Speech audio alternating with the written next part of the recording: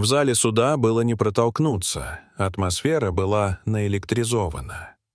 Тихий ропот пробегал по рядам, но все взгляды были направлены на молодого темнокожего мальчика перед судьей. Он держался уверенно и сдержанно, спина прямая, лицо не выражало никаких эмоций. Однако ощущалось сильное давление со стороны. В воздухе явно чувствовалась предвзятость. Одни смотрели с интересом, другие — с удивлением, третьи — с явным сомнением. Судья, старик со сединой, откинулся в кресле и окинул мальчика оценивающим взглядом. В его глазах читалось раздражение и пренебрежение, губы слегка искривились в ухмылке. Казалось, он уже вынес вердикт и не сомневался в исходе дела. Его поведение говорило о том, что перед ним просто очередной обвиняемый, рядовое дело, не заслуживающее внимания. Обвинения были серьезными: незаконное проникновение, мошенничество. Никто не ожидал, что он откажется от адвоката и будет защищаться сам. Легкое недоумение сменилось тихими насмешками. Судья скептически покачал головой, едва скрывая презрение.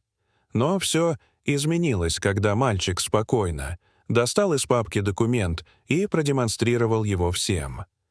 Это был акт, подтверждающий его право собственности на здание, из-за которого его судили.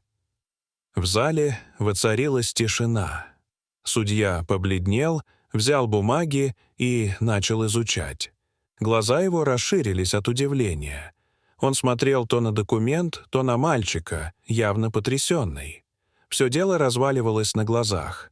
Оказалось, что обвиняемый — наследник основателя крупной компании, а вся ситуация — результат ошибки и предвзятости. Теперь под осуждающим взглядом был судья. Растерянные лица юристов, напряженное молчание в зале, замешательство в движениях человека, который еще недавно был уверен в своем превосходстве. Мальчик не проронил ни слова.